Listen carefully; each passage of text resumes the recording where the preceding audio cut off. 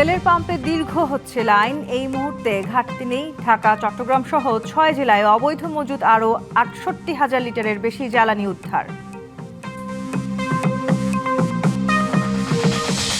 হামের প্রাদুর্ভাবে বাড়ছে শিশুর প্রাণহানি। ৭ জেলায় ছড়িয়েছে ব্যাপক হারে। ঠেকাতে পদক্ষেপ নেওয়ার দাবি স্বাস্থ্যমন্ত্রীর।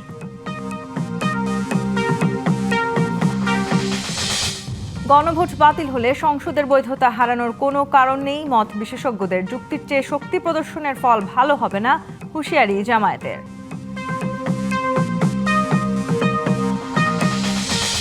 ক্রীড়া শিক্ষা বাধ্যতামূলক করার ঘোষণা প্রধানমন্ত্রীর। ১২৯ খেলোয়াড় পেলেন কার্ড। পেশাদার ক্রীড়াবিদদের রাজনীতিতে না জড়ানোর আহ্বান।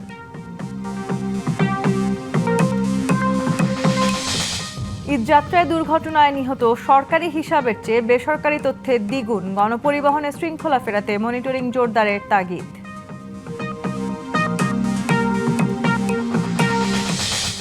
ইরানের তেল সম্পদ দখলই লক্ষ্য। রাগঢাক না রেখেই বললেন ট্রাম্প। মার্কিন স্থল অভিযানের কড়া জবাব দেওয়ার হুঁশিয়ারি তেহরানের। জানাবো খবরের বিস্তারিত। আপনাদের সাথে আছি তাসনুভা তন্নি। নানা উদ্যোগের পরও দেশে জ্বালানি তেলের সংকট কাটেনি। সরকারের পক্ষ থেকে বলা হয়েছে সংকট নেই, মজুত আছে পর্যাপ্ত। তবে পাম্প কর্তৃপক্ষ বলছে চাহিদা অনুযায়ী তেল পাওয়া যাচ্ছে না, যার প্রভাব পড়ছে গ্রাহক পর্যায়ে। এদিকে কালোবাজারি ও মজুতের তথ্য দিলে ১ লাখ টাকা পুরস্কার ঘোষণা করেছে জ্বালানি মন্ত্রণালয়। এ দৃশ্য রাজধানীর পেট্রোল পাম্পের। গাড়ির চালকরা গত রাত থেকেই তেলের অপেক্ষায় দাঁড়িয়ে আছেন পাম্পের সামনে। দীর্ঘ অপেক্ষা, নানা অভিযোগ, তারপরেও মিলছে না চাহিদা অনুযায়ী জ্বালানি। ৫০০ বেশি দেয় না। আমার ফুল ট্যাঙ্কিটা তো আমি ১,০০০ টাকা নিতাম, আমার তো আবার ঘোরা লাগতো না। আমি রাত্রে 11টা 20 এসে দাঁড়াইছি সিরিয়ালে। এখনো আমি প্রায় 70 গাড়ির পিছিয়ে আছি সিরিয়ালে। 2টার দিকে আসছি, 2টার দিকে এই পর্যন্ত দাঁড়িয়ে আছি। পাম্প কর্তৃপক্ষ বলছে চাহিদা অনুযায়ী ডিপো থেকে তেল দিচ্ছে না। অনেকে চাহিদার তুলনায় বেশি তেল নিচ্ছেন, এমন অভিযোগও করা হচ্ছে পাম্প থেকে। একটা বাইকার 3 বার 4 বারও লাইনে দাঁড়াইতেছে। কত হুন্ডাওয়ালা আছে যারা ওভার চালায়, পাঠায় চালায়, 2 বার 3 বার তেল নিয়ে ট্যাঙ্কি ভরে নিয়ে ঢাকার বাইরে যেয়ে বেচা কিনা করে, আবার আয়া তেল নেয়। এদিকে তদারকির জন্য পাম্পে ট্যাগ অফিসার নিয়োগের কথা থাকলেও তা কার্যকর হয়নি। মধ্যপ্রাচ্যে যুদ্ধের প্রভাবে বিশ্বজুড়ে জ্বালানি তেলের বাজারে অস্থিরতা চলছে। পরিস্থিতি কবে স্বাভাবিক হবে কেউ নিশ্চিত করে কিছু বলতে পারছেন না। Partha Saha, DBC news, Dhaka. জ্বালানি তেলের সংকটের বিষয়ে আরও জানাতে রাজধানীর বিজয় সরণি থেকে যুক্ত হচ্ছেন সহকর্মী মানজুমা আফরোজ নীলিমা। নীলিমা, সরকারের বেঁধে দেওয়া যে আসলে এক ধরনের রেশনিং পদ্ধতি চালু করেছিল সরকার, সেটি উঠে নেওয়া হয়েছে। সরকার যদিও বলছে যে পর্যাপ্ত মজুদ রয়েছে, কিন্তু আসলে গ্রাহকরা কি বলছেন, সেই সাথে পাম্প মালিকরা কি বলছেন? তন্নি, আমি বর্তমানে অবস্থান করছি বিজয় সরণি ট্রাস্ট ফিলিং স্টেশনে এবং ঠিক আমার পিছনে আপনারা দেখতে পাচ্ছেন বাইক চালক এবং প্রাইভেট কার সাথে ছোট ছোট যে লরিগুলো আছে তার কিন্তু একটি বড় লাইন। দেশে জ্বালানি তেলের সংকট নেই এমনটাই দাবি করছে সরকার, কিন্তু মাঠ পর্যায়ে কিন্তু এর ভিন্ন দৃশ্য দেখা মিলছে। এখানে দেখা যাচ্ছে পাম্পে লম্বা লাইন, সীমিত বিক্রির সাথে নো ফুয়েল সাইনও কিন্তু দেখেছি আমরা বিভিন্ন পাম্পে। তার মধ্যে অন্যতম হলো মহাখালীর ইউরেকা ফিলিং স্টেশন এবং আমরা মিরপুরেও কিছু পাম্প দেখেছি, সেখানেও কিন্তু আমরা একই চিত্র দেখতে পেয়েছি। এখানে এই পরিস্থিতিতে অবৈধ মজুদ ও কালোবাজারি ঠেকাতে সরকার নতুন একটি পদক্ষেপ গ্রহণ করেছেন। আপনারা ইতিমধ্যেই জানেন, বিদ্যুৎ, জ্বালানি ও খনিজ সম্পদ মন্ত্রণালয়ে ঘোষণা দিয়েছে যে কেউ জ্বালানি তেল মজুদ বা পাচারের সঠিক তথ্য দিলে কিন্তু তাকে দেওয়া হবে সর্বোচ্চ ১ লাখ টাকা পুরস্কার। অর্থাৎ সরকার বলছে আন্তর্জাতিক বাজারে জ্বালানির দাম বৃদ্ধি এবং মধ্যপ্রাচ্যের অস্থিরতার কারণে কিছু অসাধু ব্যবসায়ী কৃত্রিম সংকট তৈরি করেছে, যার জন্য বিপাকে পড়ছে সাধারণ মানুষ। তাই এই উদ্যোগের মাধ্যমে সাধারণ মানুষকে কিন্তু সরকার এই সম্পৃক্ত করে ফেলেছে, বাজার নিয়ন্ত্রণে আনার চেষ্টা করছে। এখানে আমরা দেখতে পাচ্ছি এরই মধ্যে কিন্তু দেশের বিভিন্ন স্থানে অভিযান চালিয়ে হাজার হাজার লিটার অবৈধভাবে মজুত করা জ্বালানি তেল কিন্তু উদ্ধার করা হয়েছে এবং দেখা যাচ্ছে এখানে যে সবাই কিন্তু একবার এখানে আমরা পাম্প মালিকদের সাথে কথা বলে জানতে পেরেছি যে একটি গাড়ি চালক কিংবা একটি যার বাইক আছে সে কিন্তু একবার তেল নিয়ে কিন্তু সে আবার চলে আসছে তেল নিতে। এবং আমরা এখানে আপনাদেরকে আরেকটু আমরা পাম্প কর্তৃপক্ষের সাথে কথা বলে জানার চেষ্টা করেছি যে আসলে তাদের এই অবৈধ যে বারবার যে তেল নেওয়ার যে প্রবণতা এটা কিন্তু আসলে তারা বন্ধ করতে পারছে না এবং তারা বলছে যে মানুষকে সতর্ক হতে হবে। যেহেতু সরকার বলছে জ্বালানি তেলের কোনো সংকট নেই, সেক্ষেত্রে আসলে সরকার এবং জনগণের একটি সম্পৃক্ত উদ্যোগ নিয়ে আসলে সতর্কতার সাথে কাজ করার আহ্বান আসলে জানাচ্ছেন। এই ছিল নীলিমা, আমার আপনাকে কাছে ধন্যবাদ। জ্বালানি তেলের সংকট মোকাবেলায় অবস্থা বুঝে ব্যবস্থা চলছে জেলায় জেলায়। রেশনিং ফুয়েল কার্ড আর তেল বিক্রির সময় বেঁধে দিয়ে পরিস্থিতি নিয়ন্ত্রণের চেষ্টা চালিয়ে যাচ্ছে প্রশাসন। কালোবাজারি বন্ধে ডিপোতে মোতায়েন রয়েছে বিজিবি। এদিকে বেশিরভাগ পাম্পে ঝুলছে তেল না থাকার নোটিশ, আর যেসব জায়গায় দেয়া হচ্ছে সেখানে দীর্ঘ লাইন। দেশজুড়ে জ্বালানি তেলের জন্য হাহাকার, উত্তাপ রূপ নিচ্ছে সহিংসতায়। চুয়াডাঙ্গায় ফুয়েল কার্ড নিতে এসে লাইনে দাঁড়ানোকে কেন্দ্র করে হাতাহাতিতে জড়ান দুই মোটরসাইকেল চালক। জেলার বেশিরভাগ পাম্পে ঝুলছে তেল না থাকার নোটিশ। বিপণন স্বাভাবিক রাখতে ফুয়েল কার্ড বিতরণ করছে প্রশাসন। সকাল 9টা থেকে কার্ড বিতরণ কার্যক্রম শুরু হলেও ভোর থেকে লাইনে দাঁড়ান গ্রাহকরা। এমন একটা ব্যবস্থা করা দরকার যার কারণে মানুষ সহজে কার্ডটা পেতে পারে। অবশেষে সোনার হরিণটি হাতে পেয়েছি, ভালো লাগছে। মূল উদ্দেশ্যটাই হচ্ছে যে পেট্রোল পাম্পগুলো আছে, পেট্রোল পাম্পগুলো থেকে জ্বালানি তেল সুশৃঙ্খলভাবে যেন গ্রাহক পর্যায়ে পৌঁছাতে পারে সেটি। ধর্মঘটে উত্তরের 8 জেলায় রবিবার জ্বালানি সরবরাহ বন্ধ থাকায় আজ বেশিরভাগ ফিলিং স্টেশনে তেল নেই। এদিকে ঠাকুরগাঁওয়ে সরবরাহের শৃঙ্খলা আনতে 5 এপ্রিল থেকে ফুয়েল কার্ড ছাড়া জ্বালানি তেল বিক্রি হবে না। লালমনিরহাটের 27টি পাম্পের বেশিরভাগই অকটেন শূন্য। পেট্রোল মিললেও তার নির্দিষ্ট কোটায় জনপ্রতি মাত্র 100 টাকার বেশি দেয়া হচ্ছে না তেল। পাম্পে না পেলেও খোলা বাজারে চড়া দামে তেল বিক্রির অভিযোগ চালকদের। প্রশাসনের বিষয়ে হস্তক্ষেপ করে তাহলে সিন্ডিকেট ভেঙে গেলে জনগণ স্বাচ্ছন্দ্যে তেল পাবে। এইভাবে তেল নেওয়ার জন্য লাইনের পর লাইন দাঁড়িয়ে থাকা, এটা কিন্তু খুবই দুঃখজনক ঘটনা। সংকটের প্রভাব পড়েছে কৃষিতেও। ডিজেল না পেয়ে বোরো ধানের জমিতে সেচ নিয়ে দিশেহারা চাষি। নরসিংদীতে অধিকাংশ পেট্রোল পাম্পে পেট্রোল অকটেনের সরবরাহ না থাকায় বিক্রি বন্ধ। ঘুরে ঘুরে তেল না পেয়ে ক্ষুব্ধ চালকরা। 4 ঘন্টা এই সুলতানা ফিলিং স্টেশনে দাঁড়িয়ে থেকে 200 টাকার তেল নিলাম। তেল পাওয়া যাচ্ছে না একরকম বলতে গেলে। এখন আসি, এখন কোনো তেল নাই, বলতেছে যে গাড়ি আসলে দিবে। গাড়ি কখন আসে না আসে তার কোনো সিউরিটি পাচ্ছি না। প্রতিদিনই দেখা যায় তেল দিচ্ছে, কিন্তু তারা তেল কোথায় নিচ্ছে এটা আমরা বুঝতে পারতেছি। যেখানে তেল নাই এটার ঘাটতিটা তো এখান থেকে দিচ্ছে, সেটাও আমাদের উপর চাপ পড়ছে। রাঙামাটিতে পরিস্থিতি সামাল দিতে তেল বিক্রির সময় নির্ধারণ করে দিয়েছে জেলা প্রশাসন। শনি, সোম ও বুধবার বিক্রি হবে অকটেন, আর রবি, মঙ্গল ও বৃহস্পতিবার মিলবে ডিজেল। পাহাড়ি এলাকাতে আসলে হুন্ডা ছাড়া চলাটা আসলে মুশকিল। তেল পাবো কিনা, কতটুকু পাবো জানি না। এটা সিরিয়াল করে যে আমরা নিতেছি, এটা একটু ভোগান্তি। সিলেটে জ্বালানি তেলে অনিয়ম ঠেকাতে 2টি ডিপোতে সার্বক্ষণিক পাহারায় বিজিবি। আমাদের এখানে 24/7 এখানে ডিউটি আছে। তাদের নিজস্ব নিরাপত্তা ব্যবস্থা যেগুলো রয়েছে তাদের সাথে আমরা সমন্বয় করে এখানে জ্বালানি তেলের যে সরবরাহ এটা নিশ্চিত করছি। সীমান্তে জ্বালানি তেল পাচার, অবৈধ পরিবহন ও মজুদ বন্ধে টহল বাড়িয়েছে BGB. DBC news desk. Dhaka ও চট্টগ্রাম সহ 6 জেলায় অভিযান চালিয়ে অবৈধভাবে মজুত করা 68,650 লিটার জ্বালানি তেল উদ্ধার করেছে প্রশাসন। সোমবার দুপুরে চট্টগ্রামের আনোয়ারায় জাকারিয়া ফিলিং স্টেশন পাওয়া যায় অবৈধভাবে মজুত করা 15,000 লিটার তেল।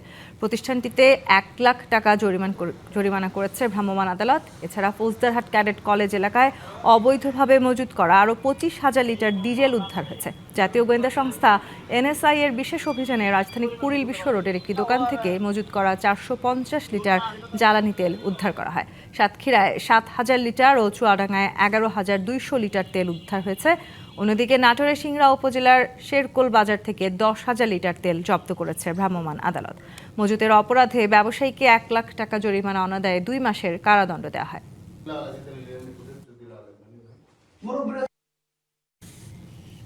দেশে জ্বালানির কোনো ঘাটতি নেই, বরং গত বছরের এই সময়ের চেয়ে বেশি জ্বালানি সরবরাহ নিশ্চিত করেছে সরকার। এমনটা জানালেন বিদ্যুৎ, জ্বালানি ও খনিজ সম্পদ মন্ত্রী ইকবাল হাসান মাহমুদ। ত্রয়োদশ জাতীয় সংসদের প্রথম অধিবেশনের 4র্থ দিনে এই কথা জানান তিনি। জ্বালানি ব্যবহারে জনগণকে সাশ্রয়ী হওয়ারও আহ্বান জানান মন্ত্রী। আমাদের মোট ব্যবহৃত জ্বালানির 63% ডিজেল, যার সরবরাহ স্বাভাবিক। প্রয়োজনীয় জ্বালানি সংগ্রহের মাধ্যমে মজুদ প্রবণতা থাকায় সংকট কৃত্রিমভাবে তৈরি হয়েছে। এই সংকট উত্তরণে সরকার সচেষ্ট রয়েছে তারেক রহমান সাহেবের নেতৃত্বে। সারা দেশে শিশুদের হামের সংক্রমণ ও মৃত্যুতে উদ্বেগ তৈরি হয়েছে। রোগীর চাপ বেড়েছে ঢাকার সংক্রামক ব্যাধি হাসপাতালে। পরিস্থিতি মোকাবিলায় বড় 10টি মেডিকেল কলেজ হাসপাতালে আলাদা ওয়ার্ড খোলা সহ প্রয়োজনীয় সব পদক্ষেপ নিচ্ছে স্বাস্থ্য অধিদপ্তর। তবে টিকার মান বা টিকাদানের ঘাটতির বিষয়ে নাকচ করেছে তারা। মহাখালী সংক্রামক ব্যাধি হাসপাতালে যেন তিল ধারণের ঠাঁই নেই। হামে আক্রান্ত শিশুদের নিয়ে দেশের বিভিন্ন প্রান্ত থেকে এসেছেন অভিভাবকেরা। কারো কারো ঠাঁই হয়েছে হাসপাতালের মেঝেতে বা বারান্দায়। হামে আক্রান্ত 10 মাসের ইনায়াকে পটুয়াখালী থেকে ঢাকার এই হাসপাতালে এনেছেন বাবা ইমাম হোসেন। 1 সপ্তাহ ধরে চিকিৎসা চললেও কোনোভাবেই সুস্থ হচ্ছে না শিশুটি। হঠাৎ করে জ্বর আসছে, জ্বর আসার পর তো আমরা বুঝতে পারলাম যে মনে হয় কোনো পক্স জাতীয় কোনো কিছু। এরপর দেখি আস্তে আস্তে বাচ্চা নিস্তেজ হয়ে যাচ্ছে। পরশুদিন থেকে হাম উঠছে, ডাক্তার এখানে পাঠাইছে, পরে এখানে এসে ভর্তি হয়েছি। প্রথমে জ্বর, পরে শরীরে লালচে দানা, এভাবেই শুরু হয় হাম নামক রোগের লক্ষণ। ধীরে ধীরে তা সারা শরীরে ছড়িয়ে পড়ে। এ সময় শিশুদের মধ্যে নিউমোনিয়া ও ডায়রিয়ার মতো জটিলতাও দেখা দিতে পারে। স্বাস্থ্য অধিদপ্তরের তথ্য বলছে, ঢাকা, ময়মনসিংহ, রাজশাহী, পাবনা, চট্টগ্রাম, যশোর ও নাটোরে বড় আকারে ছড়িয়ে পড়েছে এই সংক্রামক রোগ। বাড়ছে প্রাণহানি। শিশুর জ্বরসহ নানা লক্ষণ নিয়ে সংক্রামক ব্যাধি হাসপাতালে ভিড় করছেন অভিভাবকরা। এই বছর এখনো পর্যন্ত আমাদের এখানে 600-র বেশি রোগী হামের জটিলতা নিয়ে ভর্তি হয়েছে। সেই রোগীর মধ্য থেকে 20 জনের মতো রোগী মৃত্যুবরণ হচ্ছে। এই 2026 পুরো বছরে আমাদের ভর্তিকৃত রোগীগুলোর মধ্যে থেকে 60 থেকে 70 ভাগ রোগী হচ্ছে 1 বছরের কম বয়সী। পরিস্থিতি মোকাবেলায় প্রস্তুত রাখা হয়েছে দেশের সব সরকারি মেডিকেল কলেজ ও জেলা হাসপাতাল। রাজধানীর বিভিন্ন হাসপাতালে নেওয়া হয়েছে বিশেষ ব্যবস্থা। মেডিকেল কলেজ হসপিটালগুলোকে অ্যাক্টিভ করছি। ঢাকা মেডিকেল কলেজ হসপিটাল এবং সলিমুল্লাহ মেডিকেল কলেজ হসপিটালে, এখানে এই দুইটা জায়গাতে আমরা আইসোলেশনের ব্যবস্থা করা আমাদের জন্য খুব ডিফিকাল্ট, কারণ এমনি প্রচুর রোগীর চাপ। কিন্তু অন্য মেডিকেল কলেজ হসপিটালগুলোতে ঢাকার ভেতরে এটা একদম ডকুমেন্টেড, আমরা মেজর্স ওয়ার্ড আমরা চালু করছি। স্বাস্থ্যমন্ত্রী জানিয়েছেন, হামের প্রাদুর্ভাবের বিষয়ে সজাগ সরকার। হামসহ 6টি রোগের টিকা আনতে 604 কোটি টাকা বরাদ্দ দিয়েছে তারা। আমরা 604 crore টাকা আমরা ইপিআই খাতে বরাদ্দ করেছি। আমরা যত প্রম্পটলি পারি ইনশাল্লাহ আমরা টিকা আনবো। হামের লক্ষণ দেখা মাত্রই দ্রুত চিকিৎসকের পরামর্শ ও প্রয়োজনীয় ব্যবস্থা নেওয়ার পরামর্শ দিয়েছেন চিকিৎসকেরা। Tahsina Jessy, DBC news, Dhaka. স্বাস্থ্য অধিদপ্তরের হিসেবে অন্তত 7 জেলায় বড় আকারে ছড়িয়ে পড়েছে হামের সংক্রমণ। রোগীর চাপে অনেক হাসপাতালে দেখা দিয়েছে শয্যা সংকট। দ্রুত ব্যবস্থা না নিলে শিশুদের জন্য ঝুঁকি আরও বাড়তে পারে। উদ্বেগজনক হারে হামের সংক্রমণ বাড়ায় আতঙ্কিত শিশুদের অভিভাবকরা। ময়মনসিংহের মিনারা টানা 5 দিন ধরে ভুগছে হাম রুবেলা ভাইরাসের সংক্রমণে জ্বর ও ঠান্ডায়। শ্বাসকষ্ট কমলেও কাটেনি শঙ্কা। গৌরীপুরের শিশু রাশিদুল ইসলাম কয়েকদিন আশঙ্কাজনক অবস্থায় থাকার পর রবিবার থেকে তার অবস্থার কিছুটা উন্নতি হয়। তবে রাশিদুলের পরিবারের পুরো ঈদই এবার মাটি হয়ে গেছে। যে সতর্ক থাকবেন, যে যাতে এই বাচ্চাগুলো নিয়ে যাতে বাহিরে না যান, এটার জন্য আঙ্গিরে ওয়ার্ডে দিয়ে দিচ্ছে। ধারণ ক্ষমতার চেয়ে কয়েক গুণ বেশি রোগী হওয়ায় এক বিছানায় একাধিক শিশুকে চিকিৎসা নিতে হচ্ছে। চিকিৎসা ভালো হয়েছে, চিকিৎসা ডাক্তারে ভালোভাবে পরামর্শ দিতেছে, চিকিৎসা পাইতেছে, ওষুধ খাওয়াইতেছি। আল্লাহর রহমতে একটু সুস্থ হয়েছে। জ্বর ছিল প্রচুর, এখন জ্বরটা নাই। আর প্রস্রাব আটকে গেছিল। প্রথম জ্বর থেকে পরে হাম বেরোয়, পরে মেডিকেল নিয়ে আসি। পরিস্থিতি সামাল দিতে হাসপাতাল কর্তৃপক্ষ 3টি মেডিকেল টিম গঠন করেছে। চালু করেছে বিশেষ হাম কর্নার। ক্রিটিক্যাল কেসগুলোই আমাদের এখানে সবসময় ভর্তি হয়। সুতরাং ক্রিটিক্যাল কেসের ক্ষেত্রে আমরা মৃত্যু হারকে খুব অস্বাভাবিক এটাকে বলতে পারছি না। এদিকে একদিনের ব্যবধানে উপসর্গ নিয়ে রাজশাহী মেডিকেলে ভর্তি হয়েছে 50 শিশু, আর লক্ষণ নিয়ে ভর্তি রয়েছে 280 জন। এর মধ্যে হাম চিহ্নিত হয়েছে 28 জনের। চিকিৎসা নিচ্ছে ধারণ ক্ষমতার 3 গুণ বেশি রোগী। আইসোলেশন ওয়ার্ডে সংকুলান না হওয়ায় চিকিৎসা দিতে হচ্ছে সাধারণ শিশু ওয়ার্ডে। হামের উপসর্গ নিয়ে 29 জন মারা গেছে রাজশাহী মেডিকেলে। এছাড়া অন্যান্য হাসপাতালে চিকিৎসা নিচ্ছে অন্তত 500 জন। মিজেলসের যে ভ্যাকসিন, সেই ভ্যাকসিন ক্রয়ের যে জটিলতা তখনকার ইন্টেরিয়াম গভর্নমেন্টের সময় হয়েছিল, সেই কারণেই কিন্তু এখন অনেকেই সন্দেহ করছেন সেই সমস্যার কারণেই আজকে হয়তোবা এই মিজেলসের প্রাদুর্ভাবটি দেখা দিয়েছে। অনেক পেশেন্ট অপেক্ষমান থাকা অবস্থায় কিন্তু অনাকাঙ্ক্ষিতভাবে খারাপ পরিণতির শিকার হয়। তারপরে আমাদের যে সীমিত জনবল, এই জনবল নিয়ে আমরা আমাদের সর্বোচ্চ চেষ্টা করে যাচ্ছি এবং এই চেষ্টা জারি থাকবে। আমরা এই হসপিটালে সর্বোচ্চ সেবা দেওয়ার জন্য বদ্ধপরিকর। টিকাদান কর্মসূচির স্থবিরতা শিশুদের রোগ প্রতিরোধ ক্ষমতা কমে যাওয়ায় দেখা দিয়েছে প্রাদুর্ভাব। হাম ছড়িয়েছে চাঁপাইনবাবগঞ্জ, নাটোর ও যশোরেও। 3 মাসে চিকিৎসা নিয়েছে 6 শতাধিক শিশু। জান্নাত সাথী, ডিবিসি নিউজ ডেস্ক। জাতীয় সংসদ সচিবালয়ে প্রধানমন্ত্রী তারেক রহমানের সাথে তার কার্যালয়ে সৌজন্য সাক্ষাৎ করেছেন বিরোধী দলীয় নেতা ও জামায়াতের আমির ডাক্তার শফিকুর রহমান। জামায়াত আমিরের আগ্রহে 20 মিনিটের এই সাক্ষাৎ হয় বলে জানিয়েছে বিএনপি। বিষয়টিকে স্বাভাবিক সৌজন্য বলছে প্রধানমন্ত্রীর প্রেস উইং। সোমবার দুপুরে সংসদে 2 নেতার এই সাক্ষাৎ হয়। পরে বিএনপির মিডিয়া সেলের ভেরিফাইড ফেসবুক পেজে সাক্ষাতের ছবিসহ পোস্ট দেওয়া হয়। ছবিতে 2 নেতার সঙ্গে বিএনপির মহাসচিব ও স্থানীয় সরকার মন্ত্রী মির্জা ফখরুল ইসলাম আলমগীরকেও দেখা যায়। এদেশে সব গুম, খুন, গণহত্যার বিচার হবেই বলে সংসদে জানিয়েছেন স্বরাষ্ট্রমন্ত্রী সালাউদ্দিন আহমদ। ত্রয়োদশ জাতীয় সংসদের প্রথম অধিবেশনের 4র্থ দিনে প্রশ্নোত্তর পর্বে একথা জানান তিনি। বলেন, গণ অভ্যুত্থানের সময় ফ্যাসিস্ট সরকারের নির্দেশে যেসব গায়েবী মামলা, গুম, খুন, অপহরণের ঘটনা ঘটেছে তার অনেকগুলোতে পুলিশ বাদী হয়ে মামলা করেছে। এসব মামলার অনেকগুলো এরই মধ্যে নিষ্পত্তি হয়েছে। সব এই ধরনের মব কালচার বন্ধে সরকার কি ব্যবস্থা নিচ্ছে? ব্রাহ্মণবাড়িয়া 2 আসনের সংসদ সদস্য রুমিন ফারহানার এমন প্রশ্নে স্বরাষ্ট্রমন্ত্রী জানান, সব অপরাধকে মব বলা যাবে না, তবে বাংলাদেশে আর কোনো ধরনের মব কালচার থাকবে না। পুলিশ বাহিনীর সংস্কারে বাজেট বাড়ানোর দাবি জানান সংসদ সদস্য হাসনাত আব্দুল্লাহ। এ সময় স্বরাষ্ট্রমন্ত্রী জানান, বিষয়টিতে সুনজর দেবেন অর্থমন্ত্রী। সবকিছুকে মব বলা ঠিক হবে না। কিছু আছে সংগঠিত পরিকল্পিত অপরাধ, তার বিরুদ্ধে মামলা হয় এবং সেটা তদন্ত হয়, গ্রেফতার হয় এবং বিচারের জন্য সুপর্দ করা হয়। কিন্তু স্পষ্ট উচ্চারণ আমরা করেছি দায়িত্ব নেওয়ার পরে, বাংলাদেশে কোনো রকমের মব কালচার আর থাকবে না। এদেশে সকল গুম, খুন, হত্যাকাণ্ড এবং গণহত্যার বিচার হবেই। নিরঙ্কুশ সংখ্যাগরিষ্ঠতার সুযোগ নিয়ে যুক্তির চাইতে শক্তি অহংকার প্রদর্শন করা হলে পরিণতি ভালো হবে না। সরকারের উদ্দেশ্যে এমন হুঁশিয়ারি দিয়েছেন জামায়াতের আইনজীবী। বলেন, গণভোট বাতিল করা হলে জাতীয় সংসদের আইনি বৈধতা হুমকির মুখে পড়বে। অন্যদিকে আইন ও সংবিধান বিশেষজ্ঞদের মতে 133টি অধ্যাদেশের কোনটা কতটুকু রাখা হবে তা একান্তই সংসদের এখতিয়ার। মাননীয় সদস্যবৃন্দ, আপনারা বসুন। মাননীয় স্বরাষ্ট্রমন্ত্রী, আপনিও বসুন। গণভোট এবং জুলাই জাতীয় সনদ সহ অন্তর্বর্তী সরকারের জারি করা 133টি অধ্যাদেশের বৈধতার প্রশ্নে সরকার এবং বিরোধী দলের পাল্টাপাল্টি বক্তব্যে উত্তপ্ত সংসদ। এরই মাঝে বিগত সরকারের জারি করা অধ্যাদেশের মধ্যে 74টি পাস, 3টি বাতিল, 12টি অকার্যকর, 13টি সংশোধন সাপেক্ষে অনুমোদন, 31টি পরবর্তী সংসদে উত্থাপন করার সিদ্ধান্ত নিয়েছে জাতীয় সংসদের বিশেষ কমিটি।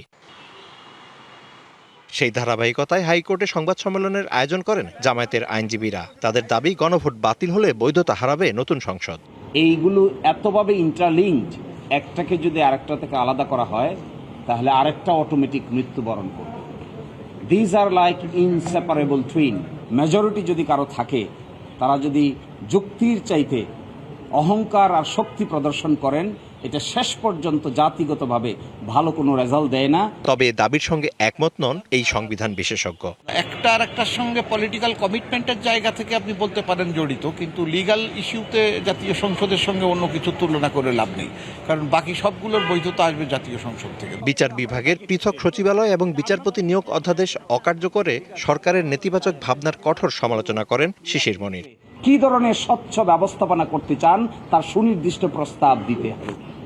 আর সুনির্দিষ্ট ব্যবস্থাপনা বের না করে বর্তমানে স্ট্রাকচারটাকে নষ্ট করতে চাওয়াটা আমাদের উচ্চ আদালতকে ধ্বংস করার আরেকটা নতুন সিস্টেম জারি করতে চাচ্ছে। অবশ্য বিচার বিভাগের স্বাধীনতার জন্য বর্তমান সরকারের অঙ্গীকার কথা মনে করিয়ে দেন ডক্টর জাহেদ ইকবাল। একটা স্বাধীন বিচার বিভাগ প্রতিষ্ঠা এবং সেইটা প্রতিষ্ঠার জন্য যে সকল লজিস্টিক বা যা দরকার সেটা করতে হবে, কারণ এটা তো ন্যাশনেরও অ্যাসপিরেশন, একই সঙ্গে যারা এই এখন সরকার পরিচালনা করছে তাদেরও কমিটমেন্টের জায়গা এটা। অন্যদিকে গণভোট এবং জুলাই জাতীয় সনদ বাস্তবায়ন আদেশের বৈধতার প্রশ্নে এক রিট আবেদনের উপর এরই মধ্যে রুল জারি করেছে হাইকোর্টের একটি দ্বৈত bench. Mizan Ahmed, TVC news, Dhaka. ক্রীড়া শিক্ষাকে বাধ্যতামূলক করার ঘোষণা দিয়েছেন প্রধানমন্ত্রী তারেক রহমান। ৪র্থ শ্রেণী থেকে শিক্ষা পাঠ্যক্রমে যুক্ত হবে খেলাধুলা। জাতীয় পর্যায়ে ক্রীড়া কার্ড ও ভাতা প্রদান অনুষ্ঠানে কথা বলেন তিনি। এ সময় পেশাদার ক্রীড়াবিদদের রাজনীতিতে না জড়ানোর আহ্বান জানান প্রধানমন্ত্রী। ১২৯ ক্রীড়াবিদকে দেওয়া হয় ক্রীড়া কার্ড। প্রতি মাসে এই খেলোয়াড়রা পাবেন ১ লাখ করে টাকা।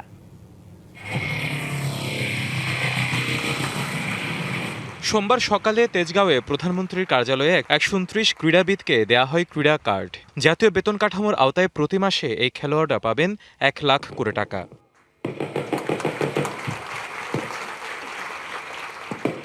গত বছর এশিয়ান আর্চারিতে পদকজয়ী ৪ খেলোয়াড় সহ বক্সিংয়ে ৪ জন, ইয়োগায় ৩ জন, ক্যারমে ৪ জন, ব্যাডমিন্টনে ৭ জন, নারী ভলিবলে ১৪ জন, নারী কাবাডি দলের ১৫ জন, টেবিল টেনিসে ২ জন, পুরুষ ব্রিজ দলের ৮ জন, সাফজয়ী নারী ফুটসাল দলের ১৪ জন, সেপাক টাকরোয় নারী ও পুরুষ দলের ১৬ জন প্রথম পর্যায়ে এ সম্মানী পাবেন। খেলাধুলায় বিশ্ব দরবারে বাংলাদেশকে নিয়ে যাওয়ার প্রত্যয় ব্যক্ত করেন প্রধানমন্ত্রী। ঘোষণা দেন ক্রীড়া শিক্ষাকে বাধ্যতামূলক করার। ইতিহাস, ভূগোল, বিজ্ঞান এই সাবজেক্টগুলোর পাশাপাশি আমরা খেলাটাকে কম্পালসারি করব, সেটার মধ্যে মার্ক থাকবে, সেটার মধ্যে পাস ফেল থাকবে। আগামীর খেলোয়াড় সৃষ্টির পরিকল্পনার কথাও জানান সরকার প্রধান। ৩০ এপ্রিল সিলেট থেকে আমরা শুরু করতে যাচ্ছি নতুন করে স্পোর্টস, এবং একই সাথে ইনশাল্লাহ এটা সারা দেশে শুরু হবে। বৃষ্টির বাইরে পর্যায়ক্রমে অন্যান্য ইভেন্টের খেলোয়াড়দেরও কার্ডের আওতায় আনা হবে ঘোষণা দিয়ে পেশাদার খেলোয়াড়দের রাজনীতিতে না জড়ানোরও আহ্বান জানান প্রধানমন্ত্রী। খেলোয়াড় বন্ধুরা, আপনাদের সকলের প্রতি আমার একান্ত আহ্বান, পেশাদার খেলোয়াড়ি জীবনে আপনারা কোনো রাজনৈতিক দল বা গোষ্ঠীর প্রতিনিধি নন বা হবেন না দয়া করে, বরং ক্রীড়া নৈপুণ্য দিয়ে দেশের প্রতিনিধি হয়ে উঠবেন আপনারা। হিমাদ্রি রাহা, ডিবিসি নিউজ ডেস্ক। বেসরকারি টেলিভিশনে সরকারি প্রচার প্রচারণায় বিজ্ঞাপনের রেট নির্ধারণে শিগগিরই একটি কমিটি গঠনের আলোচনা হয়েছে।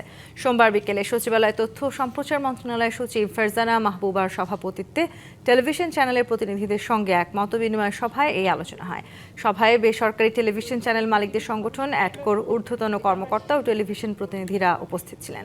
এ সময় তথ্য ও সম্প্রচার সচিব জাতীয় দিবস ও অনুষ্ঠান এবং সরকারি প্রচার প্রচারণা ও বিভিন্ন অনুষ্ঠানে বিজ্ঞাপন বিনামূল্যে প্রচারের অনুরোধ জানান। তিনি জানান, সিনিয়র সাংবাদিক ও সরকারি কর্মকর্তাদের সমন্বয়ে শিগগিরই বিজ্ঞাপনের রেট নির্ধারণে একটি কমিটি গঠনের মাধ্যমে এই বিষয়ে পরিকল্পনা নেওয়া হবে।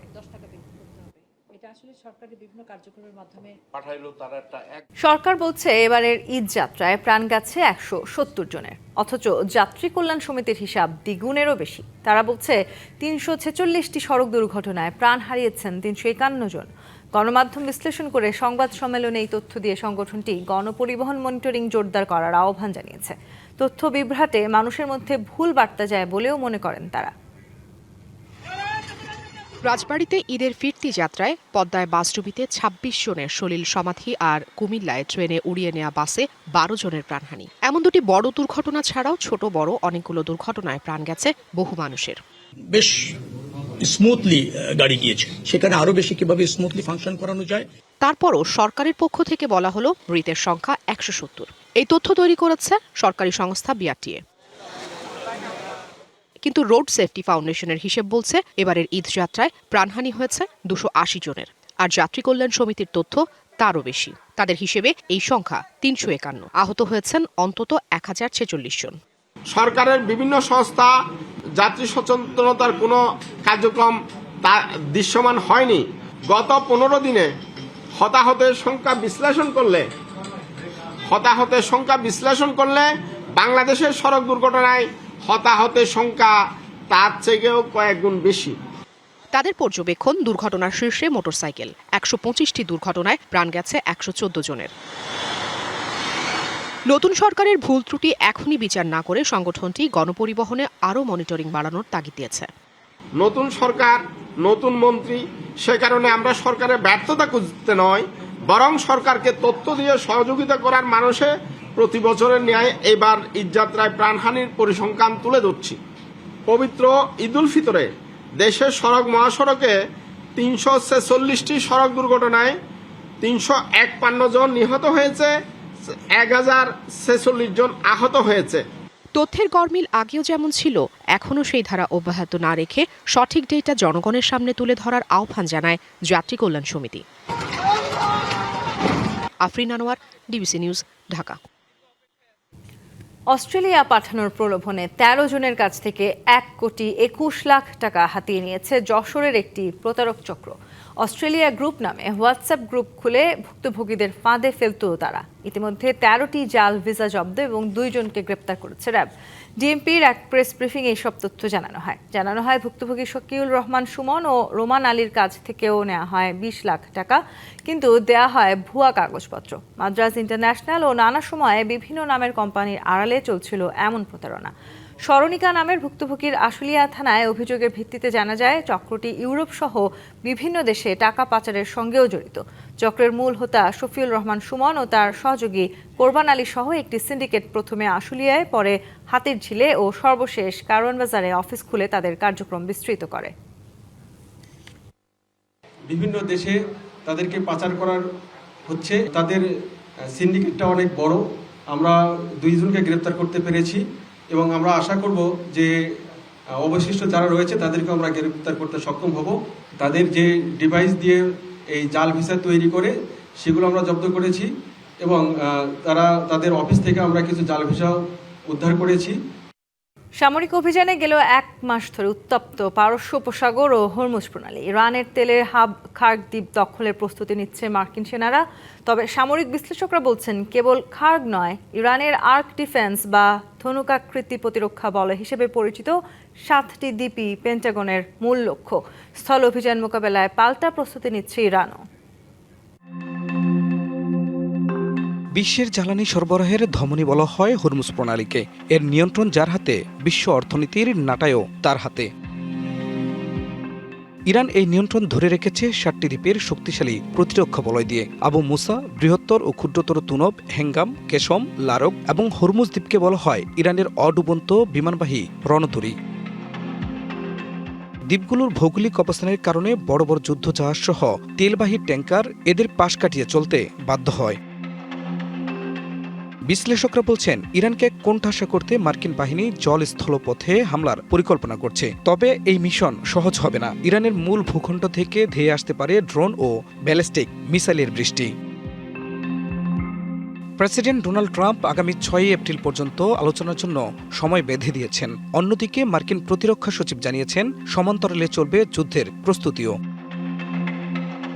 তবে এই দ্বীপগুলোর নিয়ন্ত্রণ কার হাতে থাকবে তা নিয়ে তৈরি হয়েছে রাজনৈতিক গোলকধাঁধা। দ্বীপগুলো নিয়ে সংযুক্ত আরব আমিরাতের সাথে বিরোধ চলে আসছে ইরানের। যুক্তরাষ্ট্র যদি দ্বীপগুলো দখলে নিয়ে আরব আমিরাতকে ফিরিয়ে দেয় তবে তা ভবিষ্যতে ইরানি জনগণের মধ্যে ক্ষোভের জন্ম দিতে পারে। শেষ পর্যন্ত দ্বীপগুলোর নিয়ন্ত্রণ কার হাতে যাবে তার উপরেই নির্ভর করছে আগামীর বিশ্ব রাজনীতি ও জ্বালানি নিরাপত্তা। খান মোহাম্মদ মুকুল, ডিবিসি নিউজ ডেস্ক। সংবাদে এই ছিল এখনকার মতো। ডিবিসি নিউজের সংবাদগুলো পড়তে ভিজিট করুন dbcnews.tv আর ভিজিট করুন ডিবিসির ফেসবুক পেজ এবং ইউটিউব চ্যানেল। ডিবিসি